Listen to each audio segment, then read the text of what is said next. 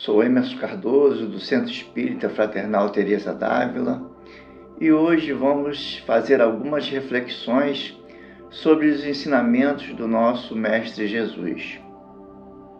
Mas antes de iniciarmos, vamos fazer a nossa prece.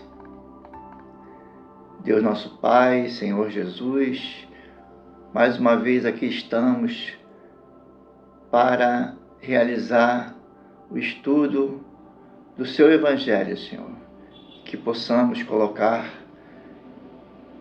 todos esses ensinamentos da noite de hoje no nosso coração. Graças a Deus. Bom, irmãos, hoje estudaremos o capítulo 21 do Evangelho segundo o Espiritismo, no item 2, cujo título é Haverá falsos cristos e falsos profetas. E o capítulo 2, item 10, das terceiras moradas do livro de Teresa d'Ávila. Conhece a árvore pelo seu fruto. No estudo anterior, Lucas foi preciso ao afirmar que o homem de bem tira as boas coisas do bom tesouro do coração, porque a boca fala do que o coração está cheio. No item 2, já dentro do nosso estudo, Mateus vem nos alertar para ficarmos atentos aos falsos profetas que vêm diante de nós cobertos de pele de cordeiro, e que no íntimo são lobos astutos. Vós reconhecereis pelos seus frutos, que são as palavras, os gestos, as atitudes. Uma árvore boa não pode produzir bons frutos, e uma árvore má também não pode produzir bons frutos. No Evangelho de Lucas, capítulo 10, item 3, lição 144 do livro Vinha de Luz, Jesus diz: Ide, eis que vos mando como cordeiro ao meio de lobos. Naturalmente, Jesus, pronunciando semelhante recomendação, reportava-se a cordeiros fortes que conseguissem respirar em plano superior aos lobos vorazes. Seria razoável enviar ovelhas fracas a bestas violentas? Seria o mesmo que ajudar a carnificina. Jesus necessita de cooperadores fiéis, bondosos, trabalhadores prudentes, mas valorosos.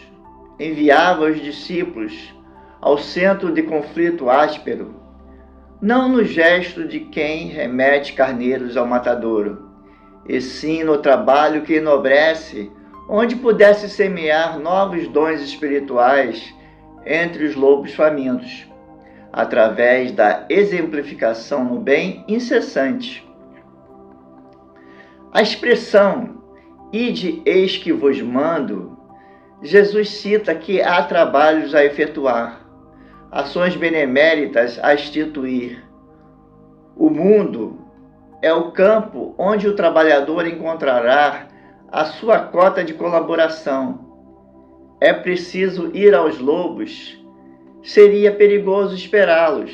Seria estar preparado através do estudo da análise e da compreensão, do trabalho incessante no bem, para que o aprendizado adquirido seja remédio contra os ataques do mal.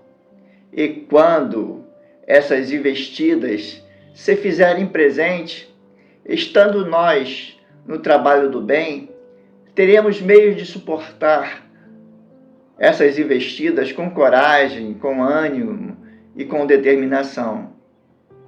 Já se formos visitados por espíritos ainda ignorantes da lei, se tivermos na inércia, ou seja, distante do ministério que nos foi confiado, seremos presas fáceis ou ovelhas despreparadas. Certa feita,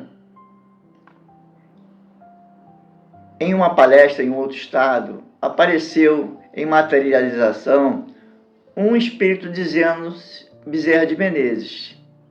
Só que o palestrante, um médium sério, com capacidade de evidência, foi notando algo de errado com o espírito.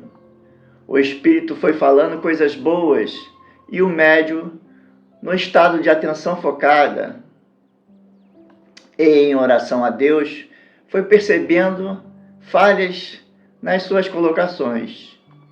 À medida que a oração fora intensificada, o espírito começou a ficar incomodado com os pensamentos e orações do médium palestrante. Foi num momento de descuido, deixando sua capa visível, então o médium viu um rabo saindo da sua capa. O apóstolo João nos previne quanto diz: não acrediteis em todos os espíritos, verificai se os espíritos são de Deus, porque muitos falsos profetas têm surgido no mundo. As características de um bom espírito são sempre morais e jamais materiais. No livro dos Médiuns, capítulo 24, itens 6, 19 e 22, eu vou ler essas 3 perguntas e as respostas para termos uma noção do que trata essas perguntas.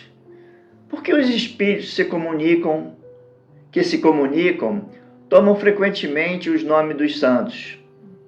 Eles identificam com os hábitos daqueles que quem falam e tomam os nomes que são passíveis de causar no homem maior impressão por causa das suas crenças.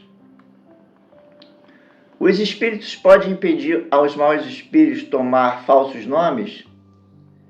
Certamente que podem, porém, quanto menos esclarecidos da lei, mais obstinados eles são, e muitas vezes resistem às injunções. É preciso que saibas que há pessoas pelas quais os espíritos superiores se interessam mais do que outras, e, quando julgam necessário, sabem também preservá-las do golpe da mentira contra essas pessoas. Os espíritos enganadores são impotentes. Haverá fórmula capaz de expulsar os espíritos enganadores? Um bom pensamento dirigido a Deus, uma oração fervorosa, como no caso do médium vidente, entre outros. Esses espíritos enganadores, hipócritas, orgulhosos e falsos sábios, que da terra passaram para a erraticidade, se utiliza de nomes venerados para procurar, valendo-se da máscara com que se cobrem, fazer com que deem créditos às suas ideias, muitas vezes as mais bizarras e as mais absurdas. Lembrai-vos de que cada criatura traz sobre sua fronte, mas principalmente sobre seus atos, a marca da sua grandeza ou da sua decadência.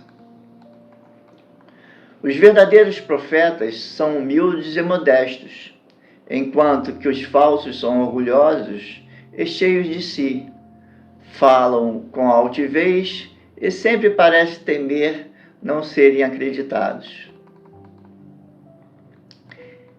Eles estão tantos entre nós encarnados quanto os desencarnados. Verificar se a caridade está sendo vendida. Jesus condenava os mercadores do tempo.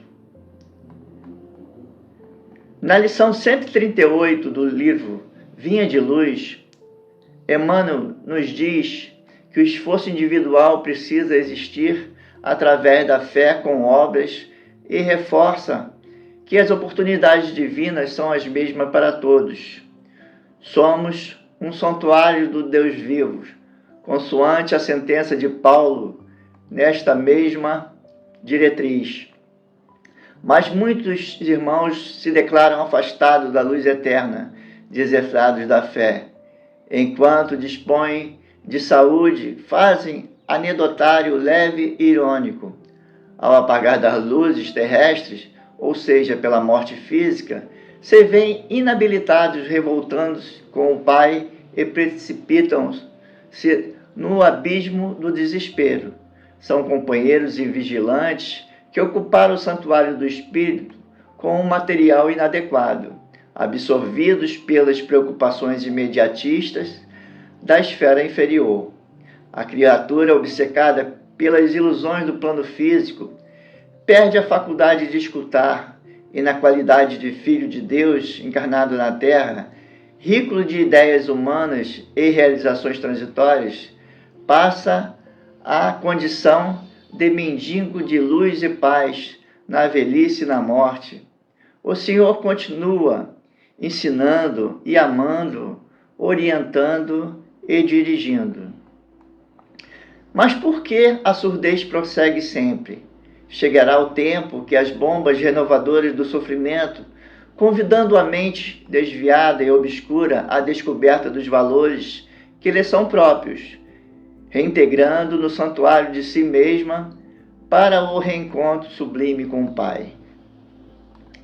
Teresa diz que há diferenciação entre contentamentos e gostos, e que trará o tema nas quartas moradas, que falará sobre os gostos que o Senhor então dá.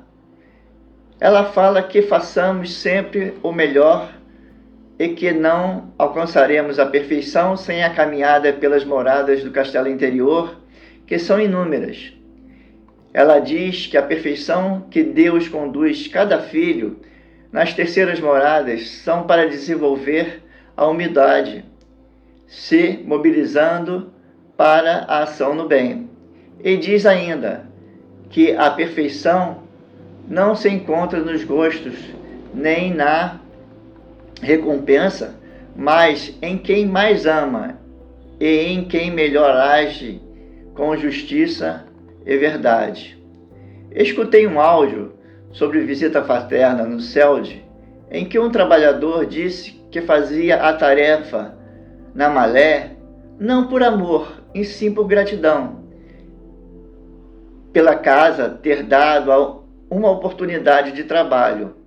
É um sentimento de gratidão e não de amor. À medida que o sentimento se amplia,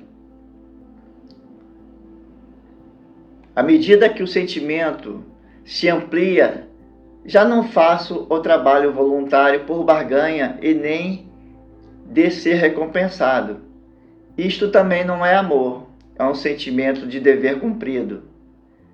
Me identifiquei muito com esse relato, por isso estou trazendo.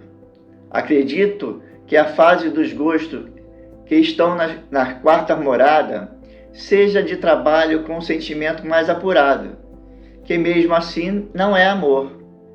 Que sejamos impulsionados por adentrar com confiança nas moradas nas quais passaremos até atingir o amor que tanto buscamos e que um dia seremos capazes de ofertar.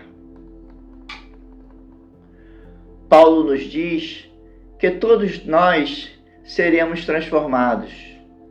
Ele não promete sofrimento inesgotável e nem sofrimento sem fim. Promete transformação. A morte do corpo físico é crescimento espiritual. O túmulo, numa esfera, é berço em outra. E como a função da vida é renovar para a perfeição, façamos a nossa melhor parte para o bem, desde hoje. Façamos então nossa prece, irmão. Graças a Deus, graças a Jesus, em nome dessa casa fraternal de Teresa d'Ávila, de Ubirajara, Rafael e Francisco de Assis, solicito a proteção a todos os irmãos de caminhada e que aqui estão nesse estudo fraterno. Ficam na paz e graças a Deus, irmão.